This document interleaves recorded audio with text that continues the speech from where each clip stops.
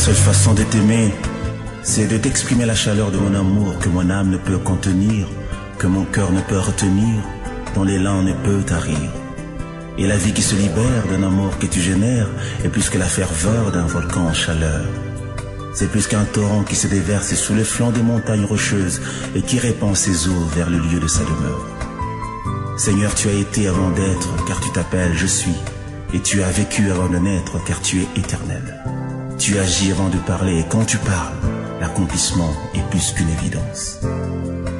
Lorsque vint le moment où tu fus introduit au milieu des hommes, la nature et ses lois furent perturbées, car tu fus précédé ta randonnée royale par les signes et les prodiges.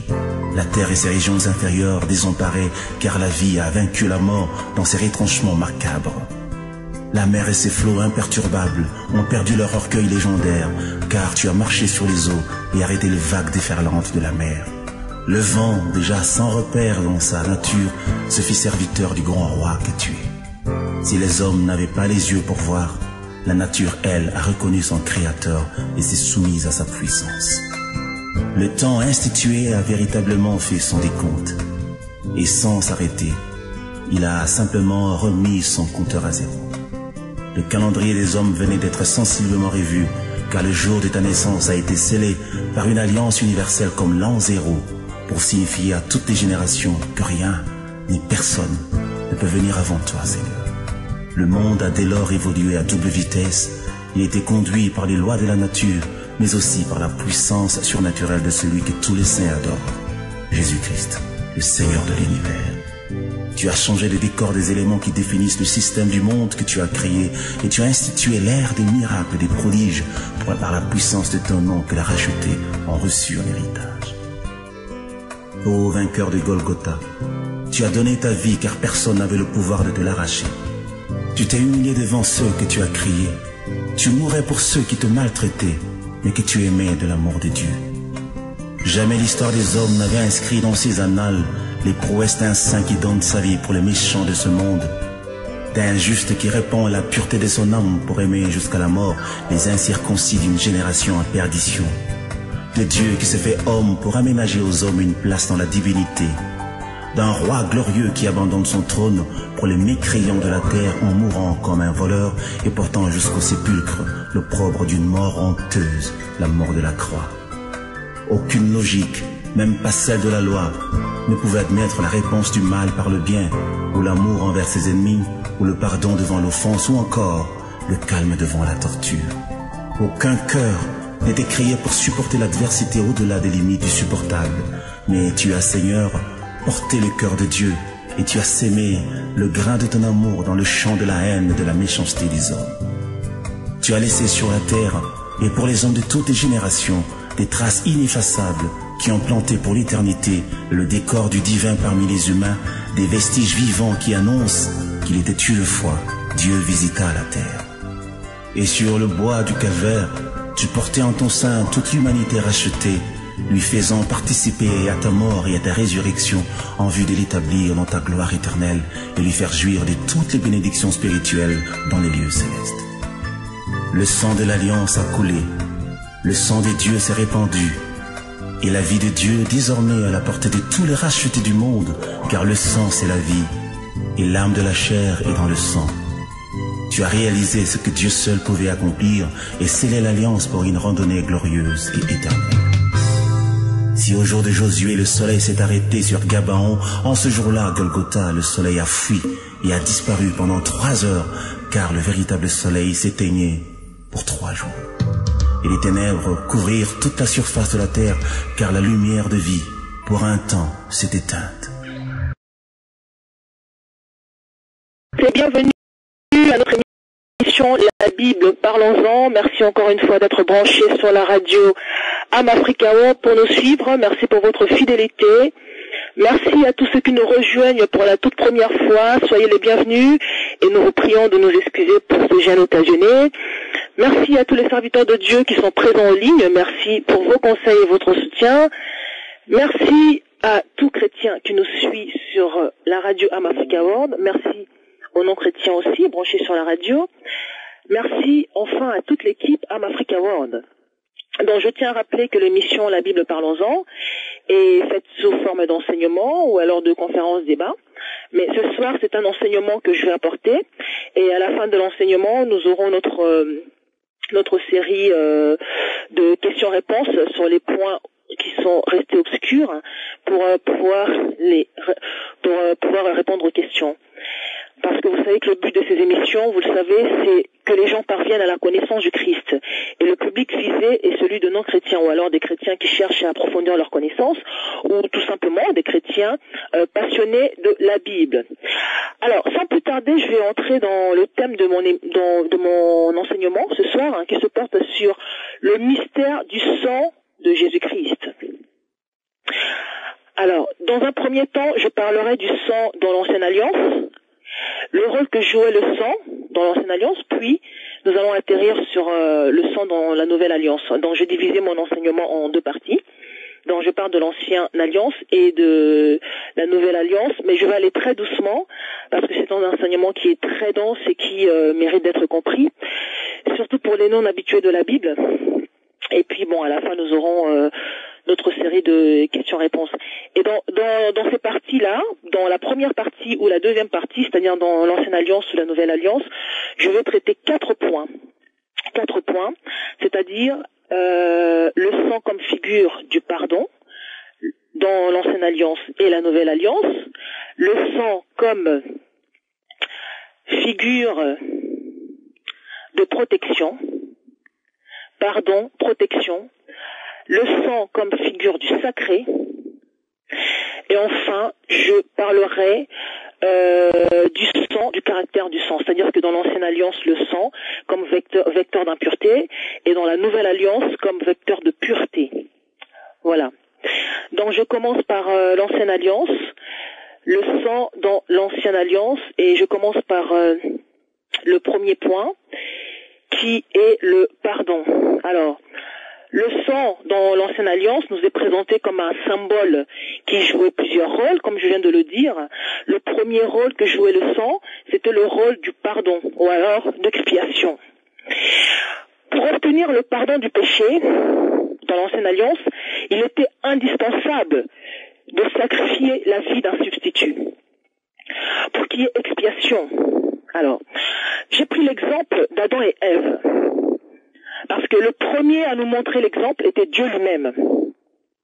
Le premier à sacrifier la vie d'un substitut pour qu'il y ait rémission du péché, c'était Dieu lui-même, parce que le sang a coulé.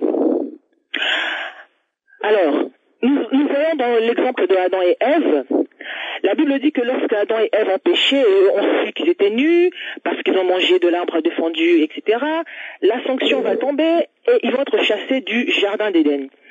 La Bible dit dans Genèse 3:21 que l'Éternel Dieu fit à Adam et à sa femme des habits de peau dont il les revêtit.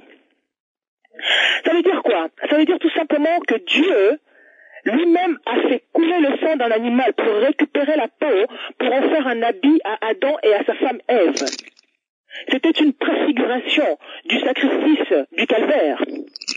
Car sans effusion de sang, ils ne pouvaient même pas avoir cette petite collaboration qu'ils ont eue par la suite avec Dieu. Parce que nous voyons tout de même que l'homme et la femme, Adam et Ève, ils ont eu 2 fils, Caïn et Abel, et nous voyons que le meurtrier Caïn a eu quand même un échange avec Dieu. Et cet échange ne pouvait pas non plus avoir lieu tant que le sang n'avait pas coulé. Donc, pour leur permettre d'avoir encore cet échange avec Dieu, il a fallu que le sang coule. Donc Dieu va prendre un substitut. Il va tuer un animal pour prendre sa peau et revêtir l'homme et la femme. Et malgré ce sang, nous voyons que les conséquences terribles de l'acte de désobéissance vont continuer. Pourquoi? Parce que ce sang qui a coulé était imparfait. Ce sang ne pouvait pas racheter l'humanité.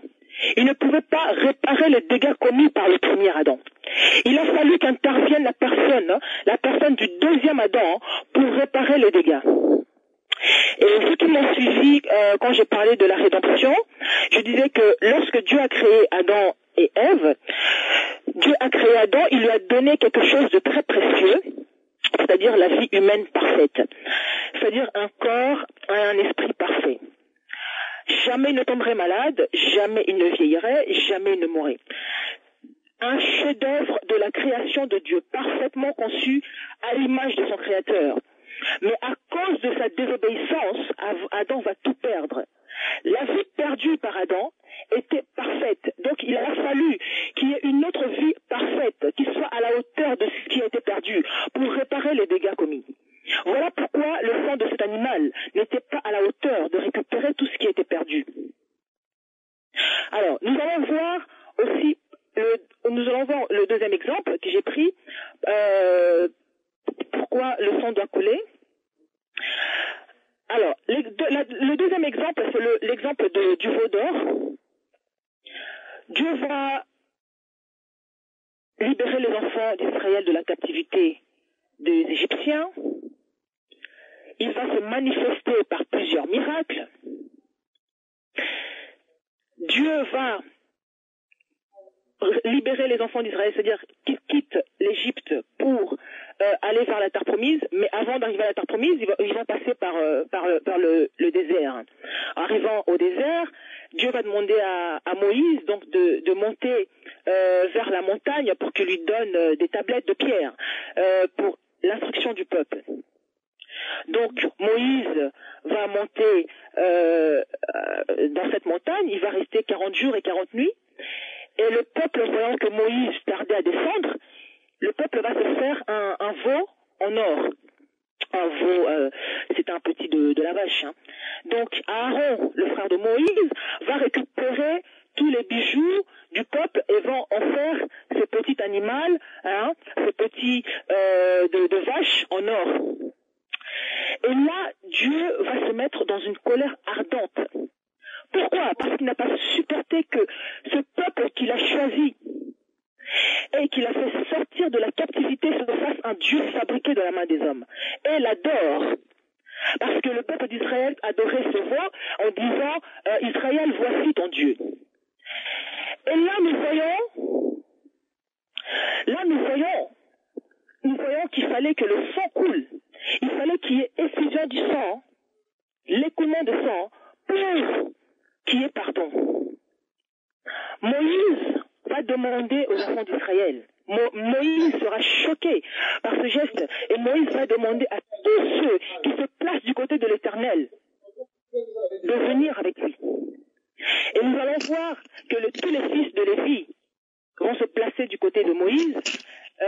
Lévi, donc c'est pour les noms habitués de la Bible. Lévi, parce que nous avons Abraham, nous avons Isaac, nous avons Jacob, et Lévi c'est le troisième fils de Jacob. Et donc tous les fils de Lévi, toute la descendance de Lévi va se placer donc avec Moïse, ils vont se rassembler autour de Moïse. Et la Bible dit qu'il y a eu environ 3000 hommes qui se sont égarés de la voie du Seigneur, et ces 3000 hommes-là vont être tués. Donc le sang va couler. Et ce sang-là va calmer le fléau. Moïse va leur demander de s'investir pour le Seigneur. Et nous voyons par la suite qu'à cause de cet acte que ces enfants de Lévi ont fait, hein, parce qu'ils sont revenus de leur propre gré à l'Éternel, et ils ont prouvé leur zèle pour lui lorsque le peuple adorait le veau d'or, et les Lévites, donc les descendants de Lévi, ont été mis à part pour le service du sanctuaire. Hein. Dieu va faire de ces Lévites des sacrificateurs parce que seuls ils se sont placés pour l'Éternel. Parce que le sang a coulé.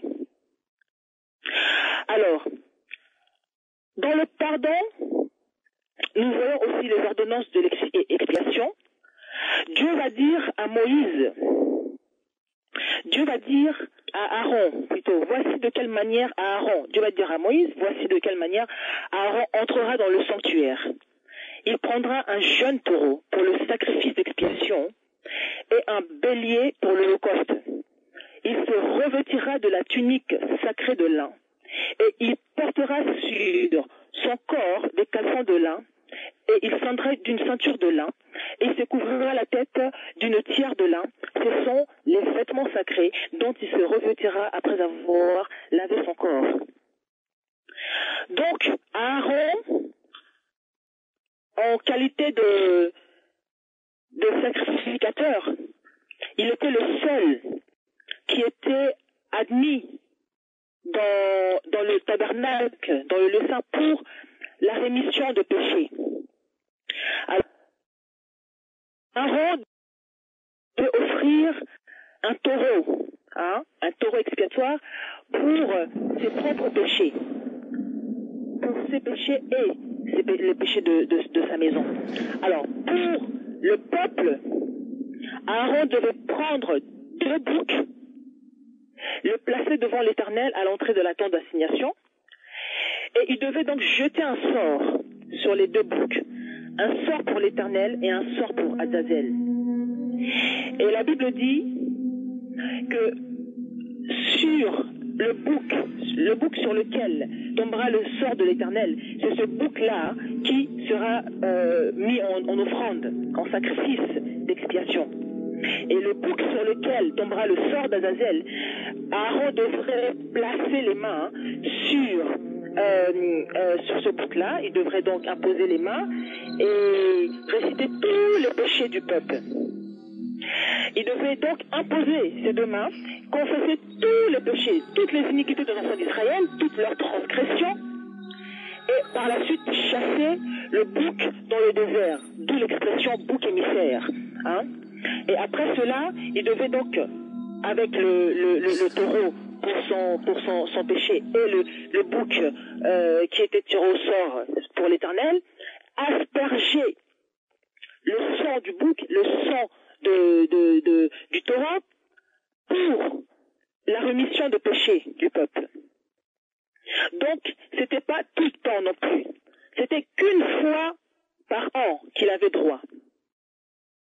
Alors, dans la nouvelle alliance, nous allons voir comment est-ce que ces choses ont été abolies par le mystère du sang de Jésus-Christ. Comment est-ce que le pardon est passé par le sang de Jésus-Christ? Parce que la Bible dit, si par le sang du bouc et par le sang du taureau, le péché a pu être pardonné, à combien par le sang du Christ? Alors, le deuxième point, ce sera le sang comme protection.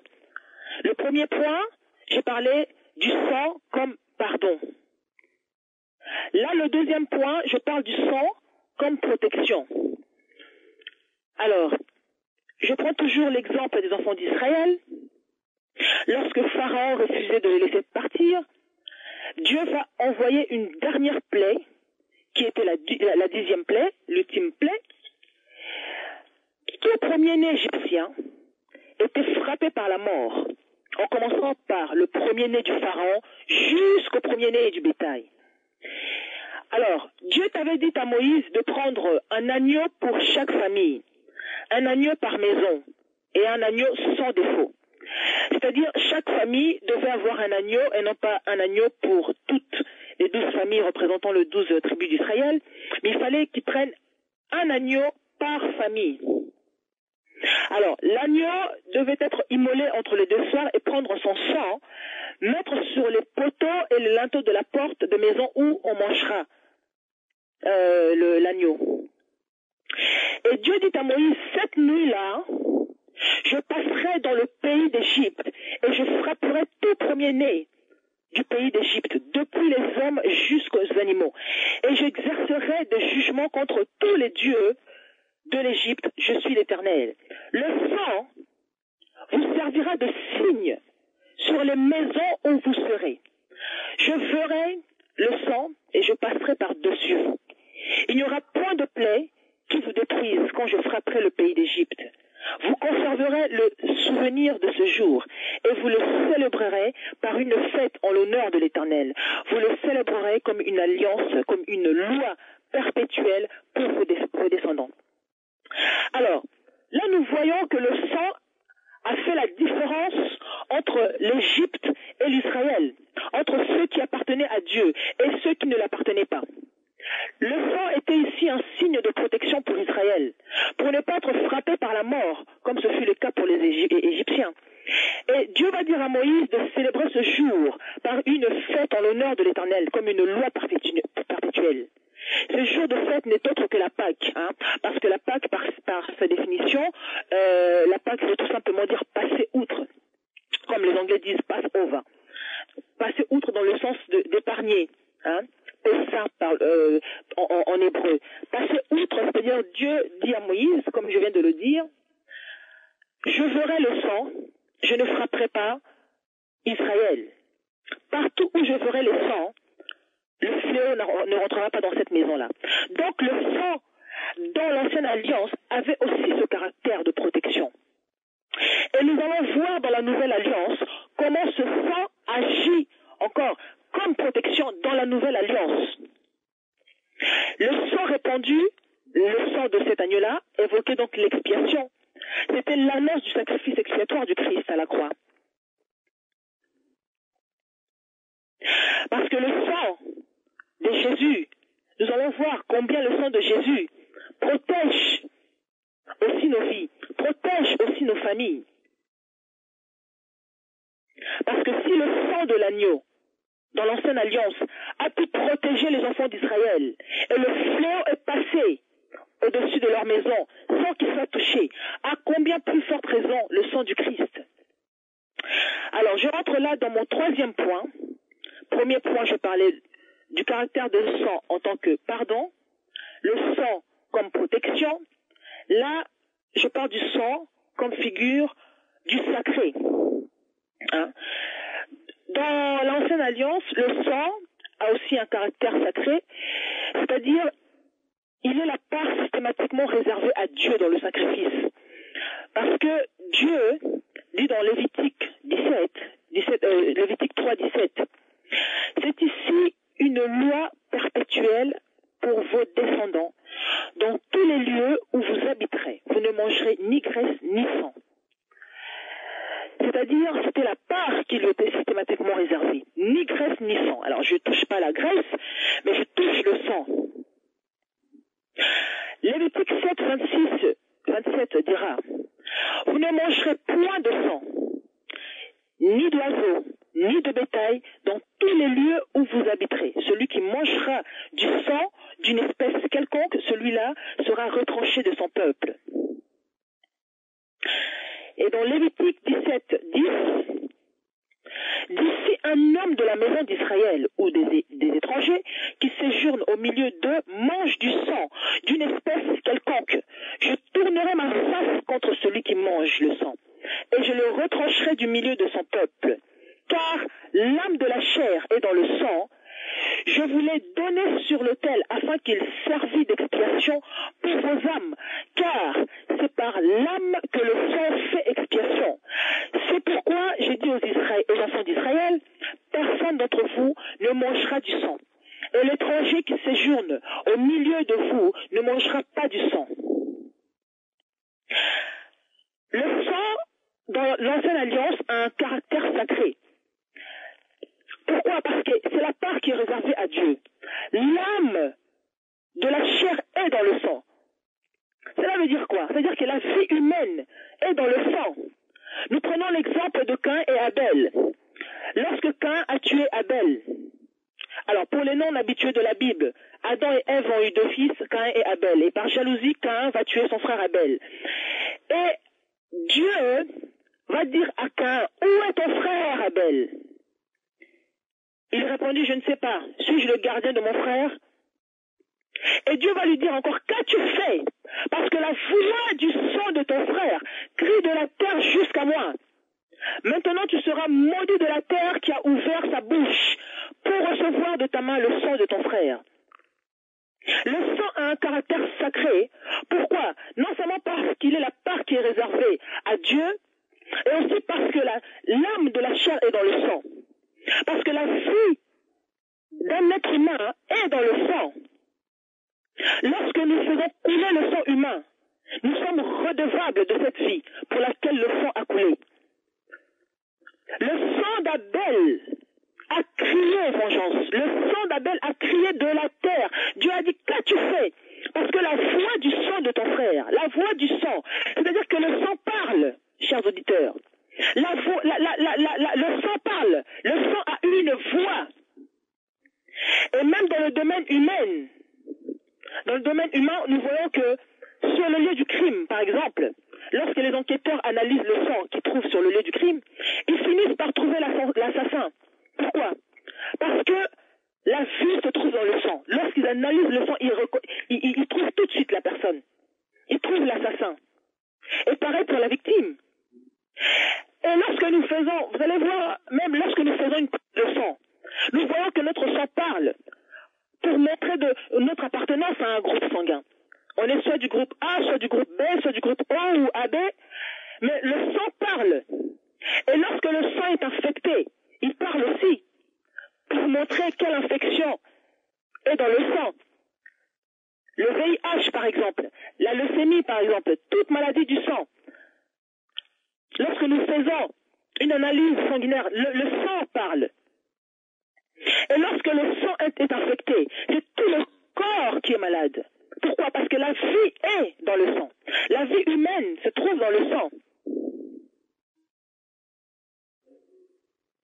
Alors, dans le caractère sacré, nous voyons aussi le caractère sacré du sang par rapport au nombre de fois que Aaron devait entrer dans le sanctuaire. La Bible dit qu'il devait entrer une fois par an. Et il avait une tunique spéciale. Dieu va dire à Moïse, parle à ton frère Aaron, afin qu'il n'entre pas en tout temps dans le sanctuaire, au-dedans du voile, devant le propitiatoire qui est sur l'arche, de peur qu'il ne meure, car j'apparaîtrai dans la nuée sur le propitiatoire.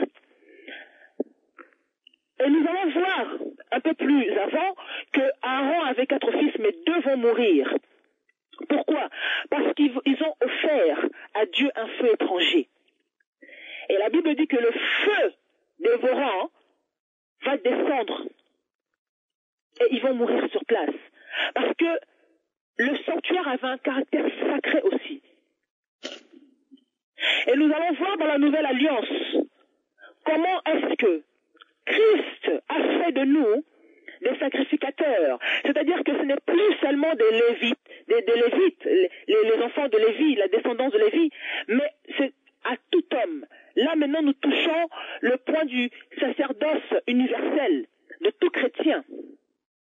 Comment est-ce que seul Aaron, en tant que souverain sacrificateur, avait le droit de pénétrer au-delà du voile? Et comment est-ce que, par la mort du Christ, le sang a coulé, ce voile a été déchiré pour laisser l'accès au Père, pour laisser l'accès du profane vers le Saint des Saints? Ce message est très fort, chers auditeurs. Le sang du Christ a coulé, pas en vain. Le sang a coulé à régénérer la terre. Le sang a coulé à ramener la réformation. Alors, le 4e point, je suis toujours dans l'Ancienne Alliance. Le 4e point, le sang dans l'Ancienne Alliance avait un caractère d'impureté. C'est le dernier point. Et puis après, je rentre dans la Nouvelle Alliance. Donc j'ai dit que je traitais 4 points. Alors, le sang avait un caractère d'impureté. La Bible dit dans Lévitique 15, 19, que la femme qui aura un flux de sang en sa chair, restera 7 jours dans son impureté. Quiconque la touchera sera impur jusqu'au soir. Et Lévitique 18, 19 va nous dire, tu ne t'approcheras point d'une femme pendant son impureté menstruelle pour découvrir sa nudité. Et le livre de Nombres, au chapitre 35, verset 33, va nous dire, vous ne suivrez point le pays où vous serez, car le sang suit le pays, et il ne sera fait pour le pays aucune expiation du sang qui y sera répandu que par le sang de celui qui l'aurait répandu. Et enfin, pour finir, avant que je passe à l'explication, Lévitique 17, 13 va dire, si quelqu'un des enfants d'Israël ou des étrangers qui séjournent au milieu d'eux prend à la chasse un animal, un oiseau qui se mange, ils en verseront le sang et le couvrira de poussière. C'est-à-dire quoi? Que le sang était vecteur d'impureté. C'est-à-dire que le sang n'était pas quelque chose à voir comme ça. Si un animal ou un oiseau, son sang était versé, il fallait couvrir le sang de la poussière. Et si une femme avait un flux de sang en sa chair, elle était impure. Et nous allons voir dans la Nouvelle Alliance comment est-ce que par le sang qui a coulé, le sang de l'agneau, la femme dans sa période menstruelle n'est plus considérée comme impure. Et dans l'Ancienne Alliance, nous voyons même le lépreux être impur. Voilà pourquoi Christ va donner, il va illustrer au fait cette image du bon samaritain. Donc le lévite va passer, le sacrificateur va passer à côté d'un mort et c'est un bon samaritain qui viendra ramasser. Pourquoi? Parce que dans la loi, les sacrificateurs, les lévites n'avaient pas droit de s'approcher aux morts. Non, c'était impur. Il fallait pas s'approcher de tout ce qui était impur. Dans la Nouvelle Alliance, donc là je finis l'Ancienne Alliance, j'ai fini mes 4 points. Maintenant je rentre dans mon grand 2, l'importance du sang dans la Nouvelle Alliance, donc le mystère caché du sang dans la Nouvelle Alliance. Alors, le premier point, j'ai dit dans l'Ancienne Alliance que le sang comme pardon. Dieu, dans son amour, est venu au secours de l'humanité au moyen de la rançon, pour payer quelque chose qui corresponde exactement à la valeur de ce qui est endommagé. Par l'écoulement du sang de Jésus à la croix, l'humanité a été réconciliée avec Dieu. L'humanité a été pardonnée. Le sang de Jésus a une puissance en lui seul de pardonner le péché de l'humanité entière. La vie parfaite de Jésus était la rançon correspondante qui était exigée. L'apôtre Paul va dire dans 1 Timothée 2, 5, « Car il y a un seul Dieu et aussi un seul médiateur entre Dieu et les hommes, Jésus-Christ homme, qui s'est donné lui-même en rançon pour tous. » C'est là le témoignage rendu en son propre temps. Jésus-Christ va se donner en rançon pour l'humanité. Et au dernier repas avant sa mort à la croix, il va recommander son sang aux disciples. Matthieu 26 va dire, pendant qu'il mangeait, Jésus prit le pain, et après avoir rendu grâce, il le rompit et le donna aux disciples en disant, prenez, mangez, ceci est mon corps. Il prit ensuite une coupe et après avoir rendu grâce, il leur donna en disant, buvez-en tous, car ceci est mon sang, le sang de l'alliance qui est répandu pour plusieurs, pour le pardon des péchés. Le sang a coulé pour le pardon des péchés. Le sang de Jésus, seul, capable de pardonner tout péché de l'humanité. Alors que nous avons vu dans l'Ancienne Alliance que Dieu demandait à Moïse de prendre chaque agneau dans chaque famille. Il fallait que dans chaque famille, Moïse prenne un agneau qui représente chaque famille. Tandis que par Christ seul, toute la famille de la terre est unie en un seul sang qui est le sang de Jésus-Christ. Toute la famille, chaque famille de la terre n'a pas besoin de représenter par un agneau. Les Africains prennent quelque chose pour représenter, et les Européens, Non, par la mort du Christ seul, toute l'humanité a été pardonnée. Éphésiens 1,7 va dire, en lui, nous avons la rédemption, par son sang, la rémission des péchés, selon la richesse de sa grâce.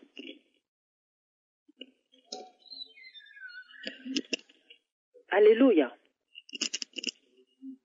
Jésus seul avait le pouvoir de pardonner les péchés. Alors, les pharisiens et les scribes étaient scandalisés par cette réforme que Christ a ramenée. Matthieu 9 1-7 va nous relater l'histoire que Jésus était dans une barque qui traversait la mer, allant dans la ville, et voici, on lui amena un paralytique couché sur un lit. Jésus, voyant leur foi, il va dire au paralytique, prends courage mon enfant, tes péchés te sont pardonnés. Alors, les scribes vont dire, mais c'est un blasphème. C'est un blasphème.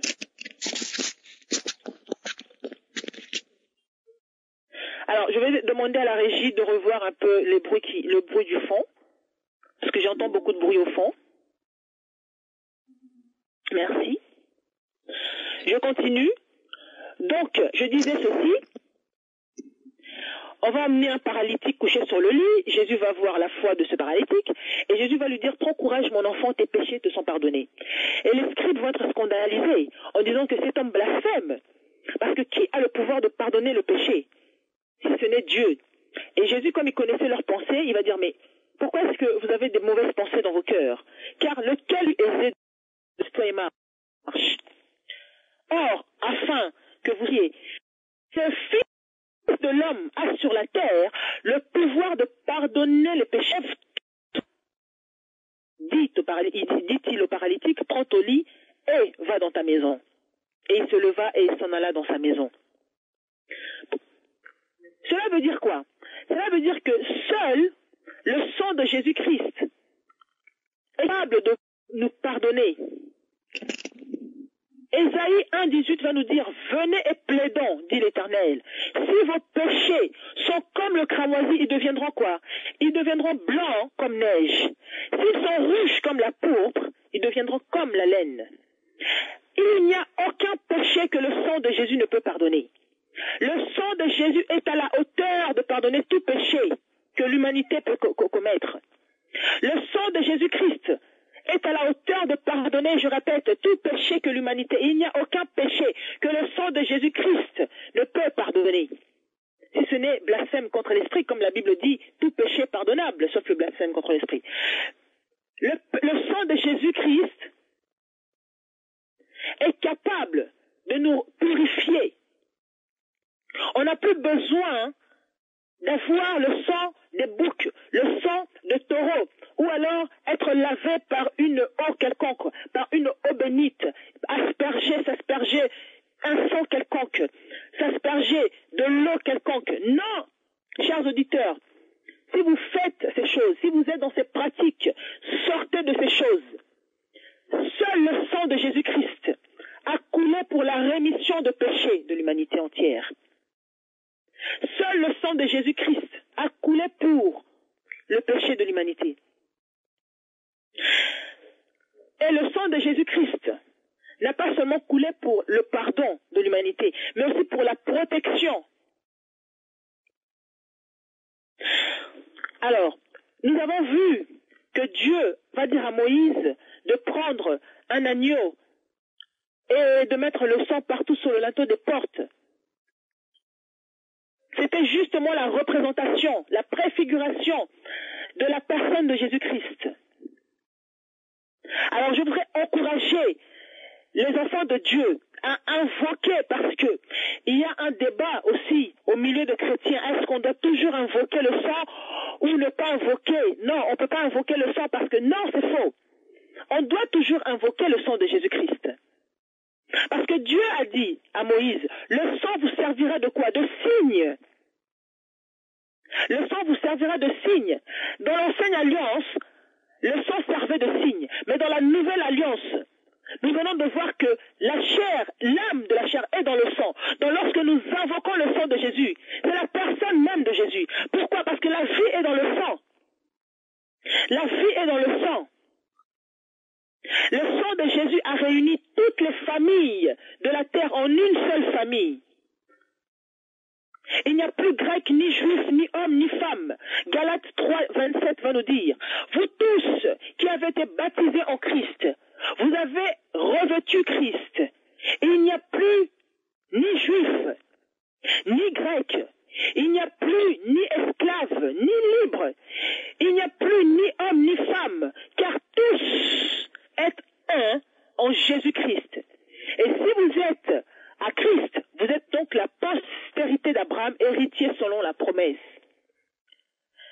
Alors, j'aimerais attirer l'attention de vous, chers auditeurs. J'aimerais attirer votre attention sur ce point. Il n'y a ni juif ni grec. C'est-à-dire, il n'y a plus de différence de race, de personnes. Devant Dieu, nous sommes tous pareils, nous sommes tous égaux. Il n'y a pas de noirs, de blancs, de jaunes, de chinois. Devant Dieu, nous sommes tous créés à son image selon sa ressemblance. La Bible dit que Dieu ne fait point de favoritisme. Il ne fait exception de personne.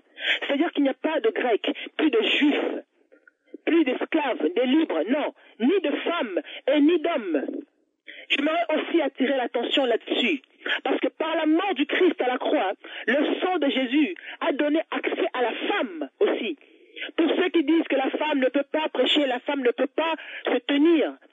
Mais la Bible nous dit clairement que vous tous qui êtes en Christ, il n'y a ni homme ni femme, car vous êtes un en Jésus-Christ. Le sang nous a servi de signe.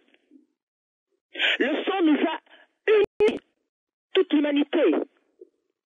Lorsque nous invoquons le sang de Jésus, mais c'est la personne de Jésus que nous invoquons, parce que la vie est dans le sang. Alors le deuxième point que j'aimerais qu'on voit ici, le sang de Jésus est une arme offensive et défensive pour nous.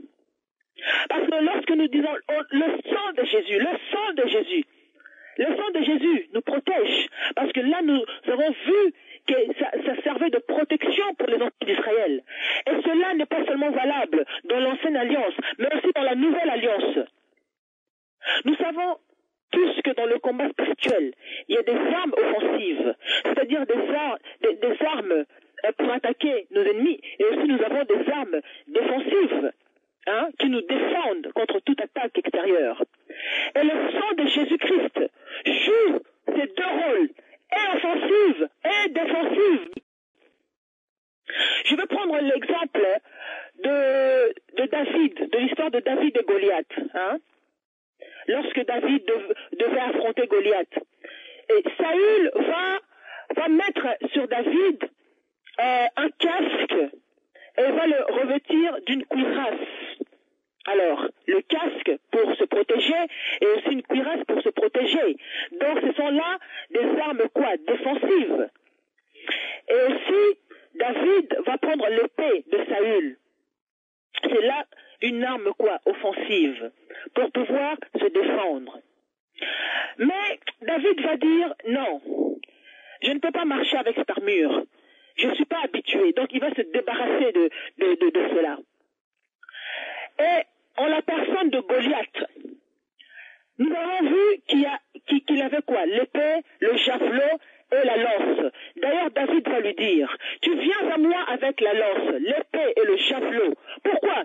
Parce que quand on part au combat, on doit être armé. Vous avez vu déjà un soldat bien aimé aller au combat sans armure? Non. Non. Que ce soit combat sur le plan naturel, ou alors sur le combat spirituel. Là, je parle de combat en général, que ce soit combat de la Première Guerre ou Deuxième Guerre mondiale, par exemple. On ne part pas au combat sans armure. Et là, David va dire à Goliath, tu viens à moi avec la lance, l'épée et le javelot. Mais moi, je marche contre toi au nom de l'Éternel des armées. Et finalement, David va se débarrasser de toute armure que Saül va lui donner. Mais David va affronter Goliath seulement avec 5 pierres. D'ailleurs, il ne va pas utiliser les 5 pierres. Il va juste utiliser une seule pierre. Une seule pierre a suffi à David pour terrasser Goliath. Une seule pierre qui n'est autre que la figure de la personne de Jésus-Christ, comme étant la pierre angulaire. Donc la pierre qu'a utilisée David, c'est la personne de Jésus-Christ. C'est-à-dire que le sang de Jésus nous suffit en tant qu'arme défensive, et offensive. Voilà. Et Apocalypse 11, 12 va nous dire, ils l'ont vaincu à cause de quoi? À cause du sang de l'agneau. Parce que le sang de l'agneau nous a donné la victoire dans le combat. Parce que le sang de l'agneau nous a donné la victoire dans le combat. Je m'adresse à vous, chers auditeurs, si vous n'avez jamais expérimenté le sang de Jésus, si vous n'avez jamais fait l'expérience de ce sang-là, faites-le de ce soir. Dites dans votre prière, Seigneur, j'ai écouté ce message de ta servante. Alors j'invoque le sang de Jésus-Christ comme protection dans ma maison. Sur les linteaux des portes, sur les poteaux. Faites l'expérience. Vous allez voir que le sang de Jésus-Christ vous suffit pour vous protéger contre toute attaque extérieure. Vous n'avez pas besoin d'un objet quelconque à mettre sous vos lits. Vous n'avez pas besoin d'une boule quelconque à mettre sous votre oreiller pour dormir avec. Non! Non! Vous n'avez pas besoin de sang du coq, du poule, de la poule, de taureau, du bouc. C'est fini, ça. Seul le sang de Jésus-Christ joue ce rôle de protection. Parce que nous l'avons vaincu à cause du sang. À cause du sang de l'agneau et à cause de la parole, de leur témoignage. Et ils n'ont pas aimé leur vie jusqu'à craindre la mort, dit la Bible. Le sang de Jésus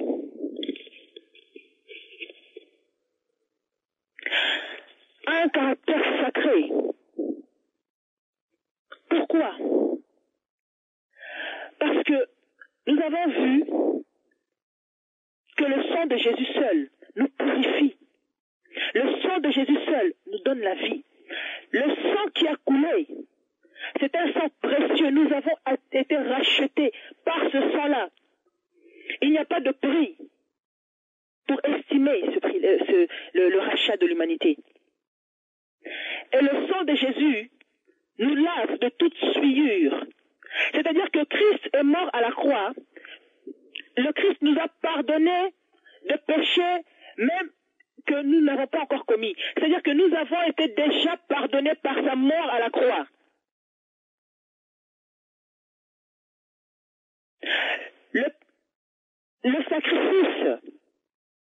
Le sacrifice expiatoire à la croix a pardonné déjà l'humanité.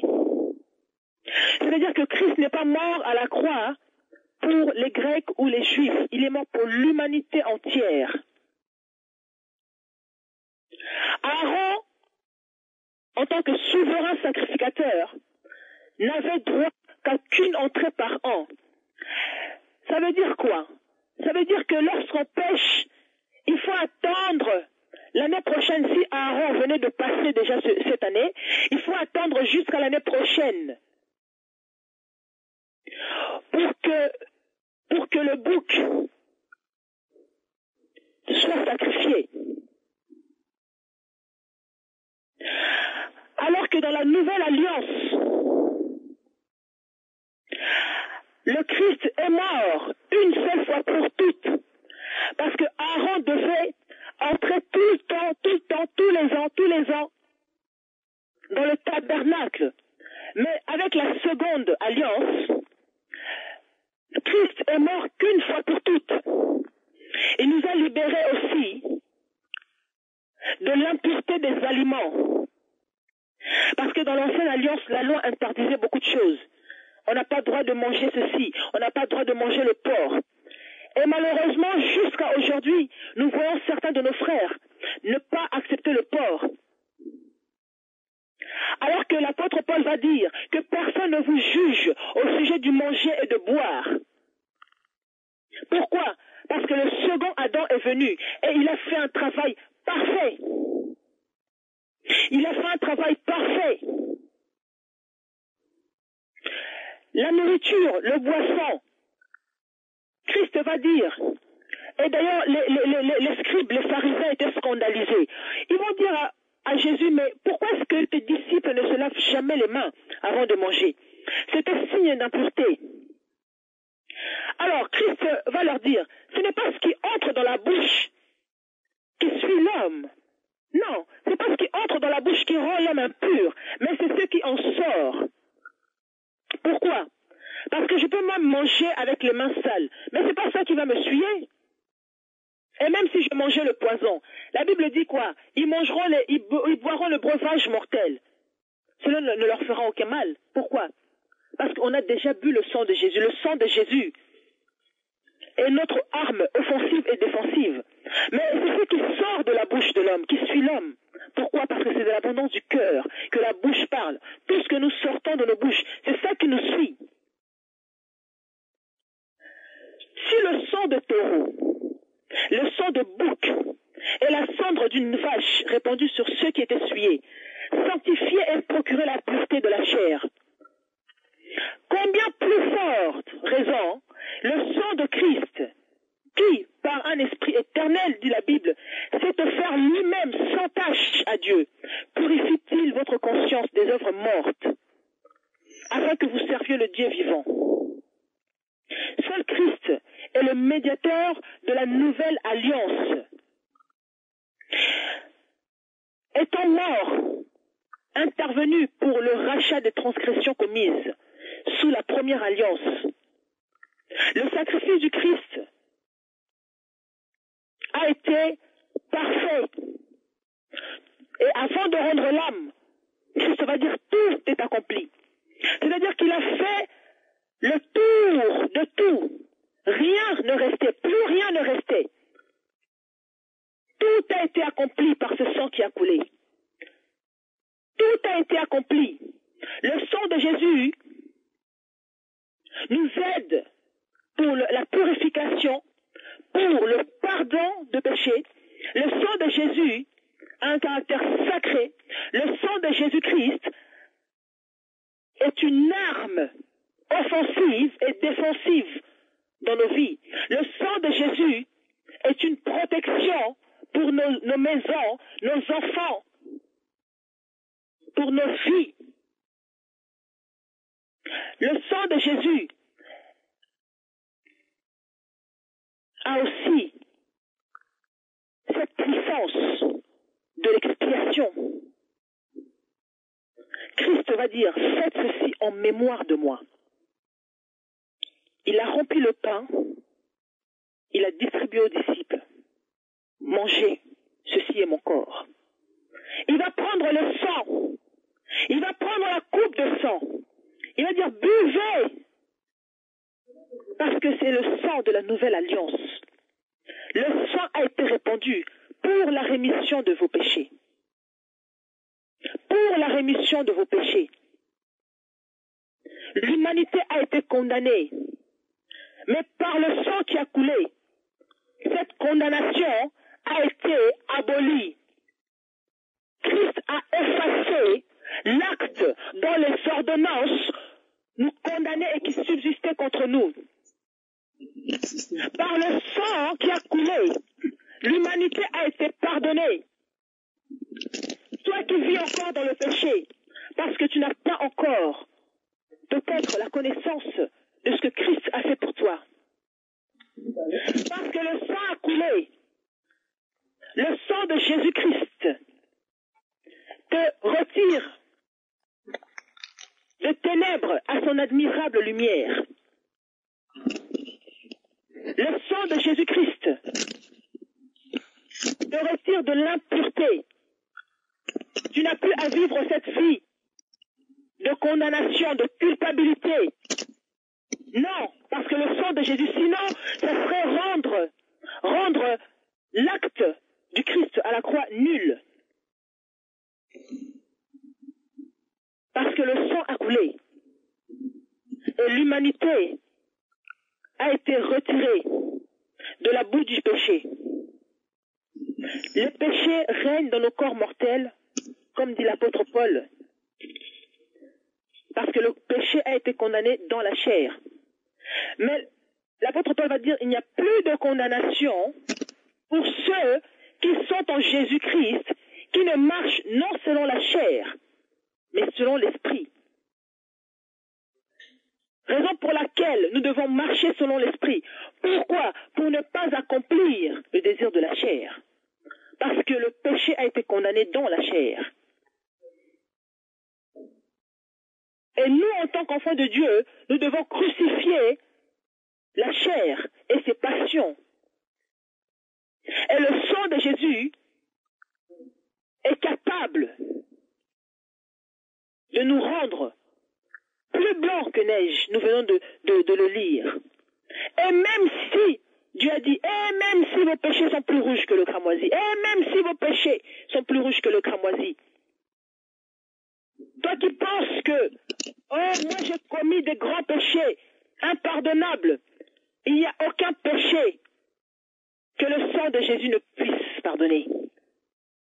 Sois encouragé ce soir, sois fortifié ce soir, relève ta tête et invoque le sang de Jésus-Christ partout où tu vas, comme signe de protection, comme signe de pardon dans tout ce que tu fais, et que l'ennemi ne t'inflige pas cette condamnation, cette culpabilité, parce que souvent les enfants de Dieu, et là je veux conclure mon message là, quand ils pêchent, ils ont honte ou alors ils ont peur et ils sont culpabilisés de revenir vers Dieu. Et Satan souffle dans leurs oreilles. Tu as commis un grand péché. Dieu ne t'acceptera plus dans sa présence. Pourquoi il te dit ça? Parce qu'il veut justement que tu te loignes de Dieu pour que lui puisse trouver accès pour entrer. Lui puisse trouver accès pour frapper. Parce qu'il rôde comme un lion rugissant, cherchant qui dévorer. Raison pour laquelle je t'encourage ce soir, même si tes péchés sont plus rouges que le cramoisi, seul le sang de Jésus est capable de te rendre plus blanc que neige. Reviens à Jésus. Reviens à Jésus. Il t'attend à bras ouverts. Et le sang de Jésus te lave de toute tâche coupable, Invoque le sang de Jésus lorsqu'on te présente la nourriture. Invoque le sang de Jésus-Christ lorsque tu veux sortir de ta maison. Invoque le sang de Jésus-Christ lorsqu'on te présente à boire. Invoque le sang de Jésus-Christ lorsqu'on te présente un lit pour dormir. Le sang de Jésus-Christ est une arme offensive et défensive pour ta protection. Que le Seigneur vous bénisse, que le Seigneur bénisse sa parole. Merci encore pour votre fidélité, chers auditeurs, chères auditrices. Avant de remettre la micro à la régie, je laisse la place aux questions. Comme vous le savez, cette émission, la Bible Parlons-en, est faite sous forme d'enseignement. Et je laisse toujours une série de questions-réponses parce que la christologie, c'est pas un sujet facile à traiter, surtout pour les non-habitués de la Bible, parce que le public visé, c'est surtout les non-chrétiens, pour qu'ils parviennent à la connaissance du Christ et ils parviennent à cet incommensurable amour que Christ nous a donné, payer le prix pour nous. Alors je laisse place aux questions.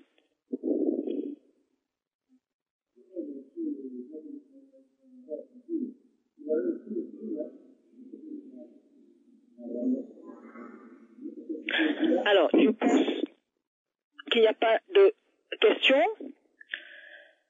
Je remercie infiniment chaque auditeur, chaque auditrice.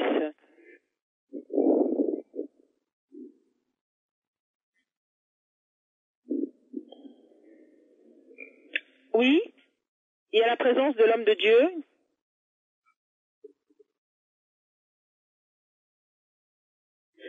Pasteur John, bonsoir. Pasteur John, bonsoir. Bonsoir, servante de l'Éternel. Ça va, vous allez bien? Sois béni. Alléluia, que l'Éternel vous bénisse. Non, j'ai pas de questions. Je suivis l'enseignement. Gloire soit rendue à notre Père. Je n'ai pas de questions. Donc je crois que c'est bien éclairci, bien éclairé. On a tout compris ce qui a été dit à travers la servante de l'Éternel. Mais pour la question... Pas de questions, quelque chose à rajouter, à apporter au peuple de Dieu, Non, je pouvais intervenir s'il y avait la question par rapport à invoquer le sang de notre Sauveur. Mais comme il n'y a pas cette question, c'est important parce que je connais déjà c'est vraiment un sujet, beaucoup des serviteurs ou servantes de l'Éternel ou les enfants de l'Éternel se basent sur ce point-là pour contredire qu'on ne peut pas invoquer le sang. Donc non, je croyais qu'il y avait la question, je pouvais aider, mais c'est juste ce que vous avez dit. D'accord, ok. Dans tous les cas, merci d'avoir été là ce soir, Pasteur John. J'espère te retrouver très bientôt pour la suite de ces émissions. Alors, s'il n'y a pas d'autres questions. Oui.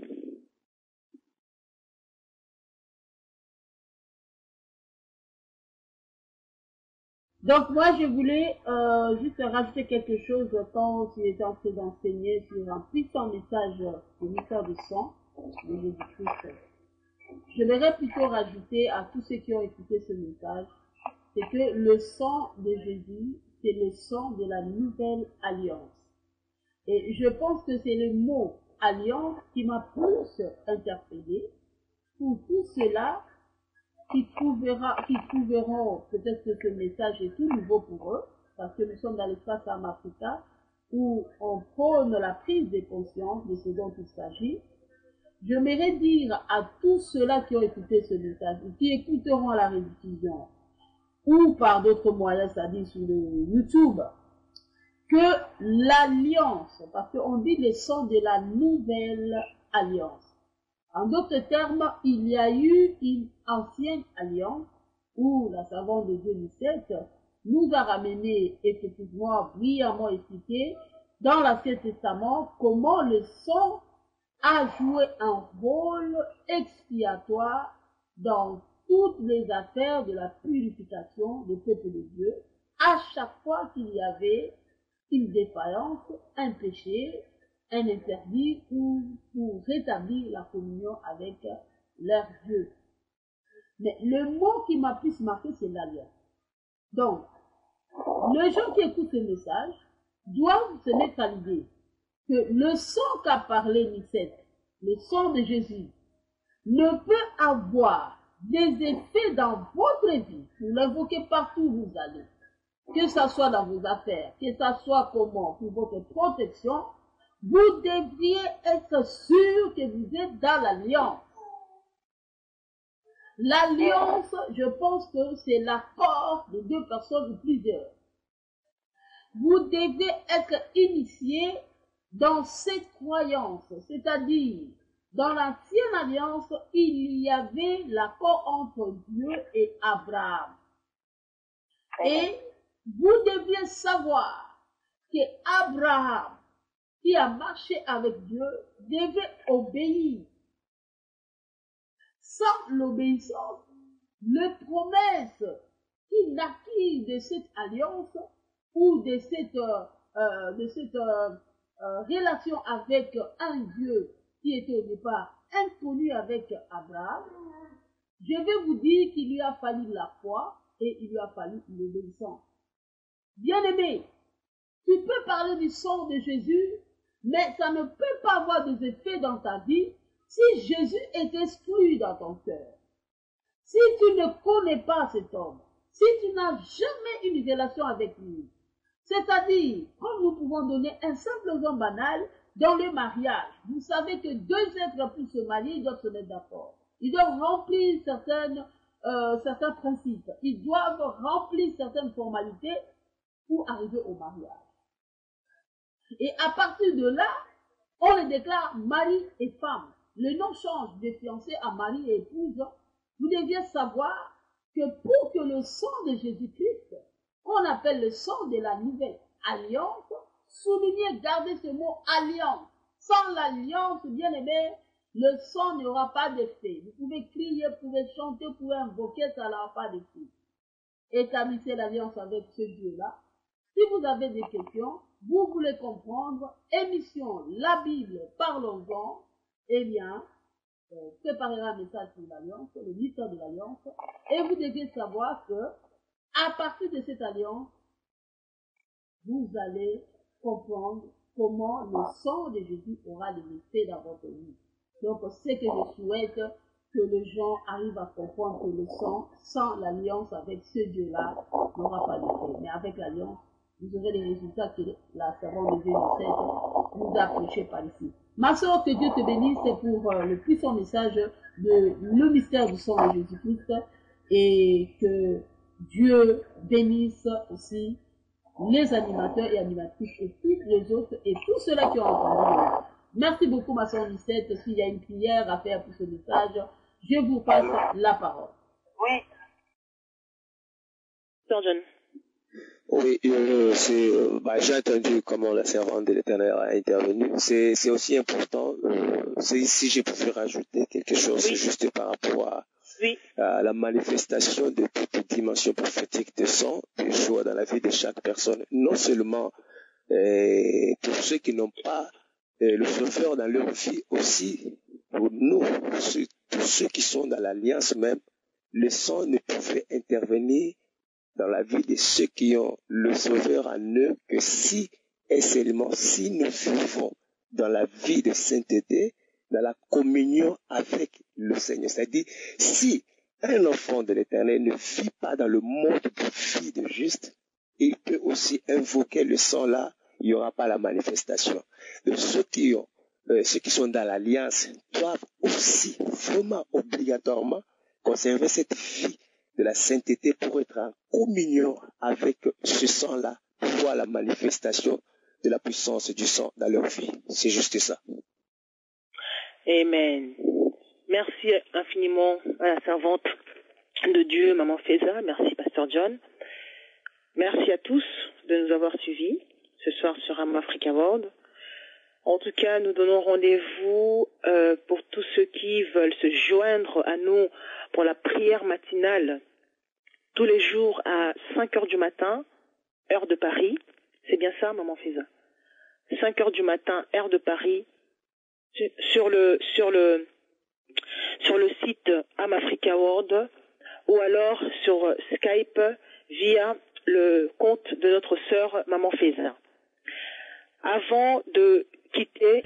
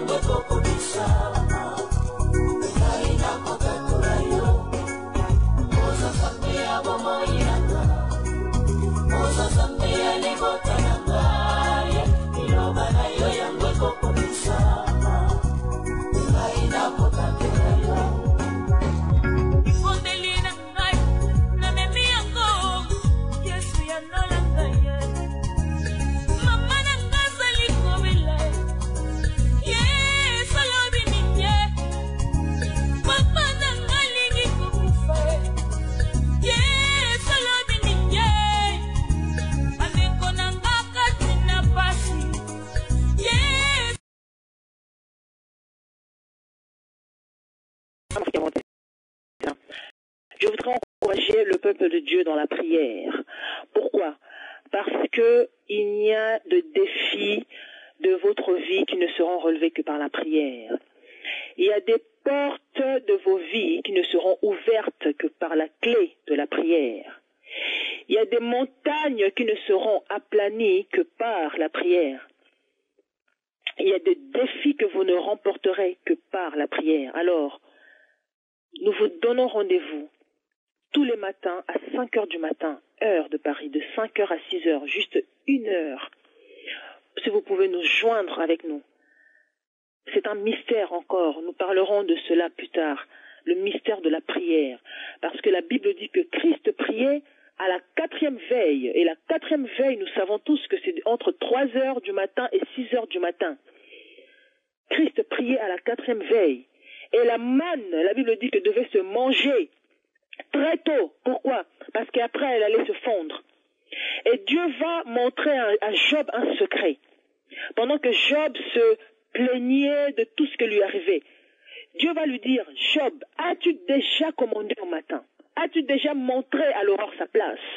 Ça veut dire quoi? Ça veut dire que nous, en tant qu'enfants de Dieu, raison pour laquelle je reprends ce que notre sœur Faiza vient de dire, il faut que vous soyez dans l'alliance. Si vous n'êtes pas dans l'alliance, ces choses vont être difficiles pour vous. Vous allez parler, ça sera comme un cymbale qui retentit, sans aucun effet. La Bible dit qu'à tous ceux qui l'ont reçu, à tous ceux qui ont cru en son nom, il leur a donné quoi? Il leur a donné le pouvoir de devenir enfants de Dieu.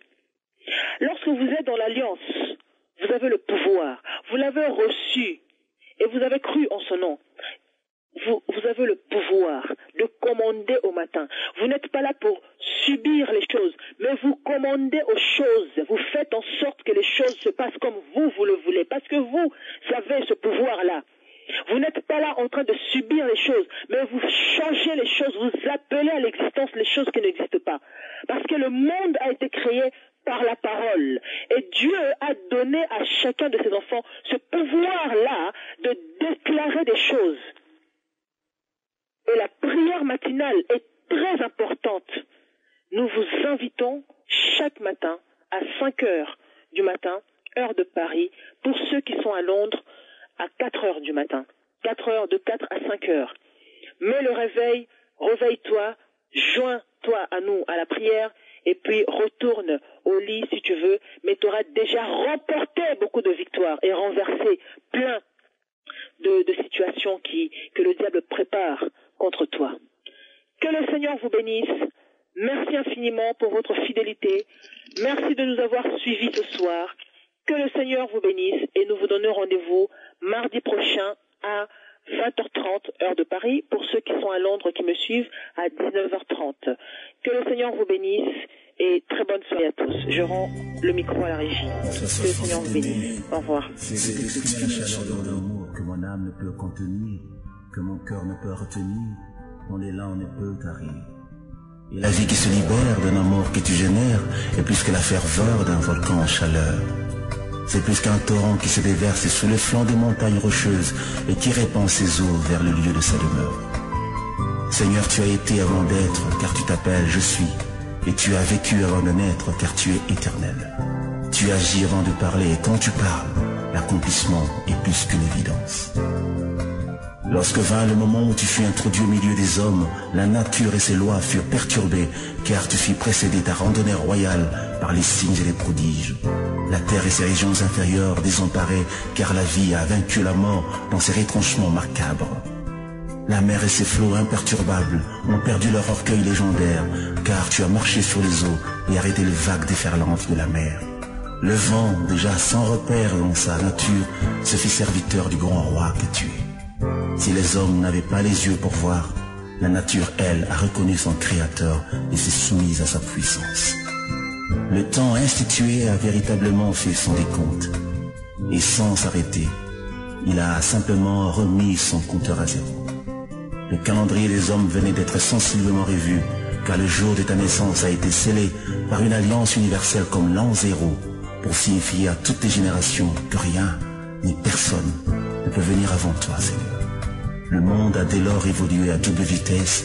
Il a été conduit par les lois de la nature, mais aussi par la puissance surnaturelle de celui que tous les saints adorent, Jésus-Christ, le Seigneur de l'univers. Tu as changé le décor des éléments qui définissent le système du monde que tu as créé, et tu as institué l'ère des miracles, des prodiges, par la puissance de ton nom que la racheté en reçu en héritage. Ô vainqueur de Golgotha, tu as donné ta vie car personne n'avait le pouvoir de te l'arracher. Tu t'es humilié devant ceux que tu as criés. Tu mourais pour ceux qui te maltraitaient, mais que tu aimais de l'amour de Dieu. Jamais l'histoire des hommes n'avait inscrit dans ses annales les prouesses d'un saint qui donne sa vie pour les méchants de ce monde, d'un juste qui répand la pureté de son âme pour aimer jusqu'à la mort les incirconcis d'une génération en perdition, de Dieu qui s'est fait homme pour aménager aux hommes une place dans la divinité, d'un roi glorieux qui abandonne son trône pour les mécréants de la terre en mourant comme un voleur et portant jusqu'au sépulcre l'opprobre d'une mort honteuse, la mort de la croix. Aucune logique, même pas celle de la loi, ne pouvait admettre la réponse du mal par le bien, ou l'amour envers ses ennemis, ou le pardon devant l'offense, ou encore le calme devant la torture. Aucun cœur n'était créé pour supporter l'adversité au-delà des limites du supportable. Mais tu as, Seigneur, porté le cœur de Dieu, et tu as sémé le grain de ton amour dans le champ de la haine et de la méchanceté des hommes.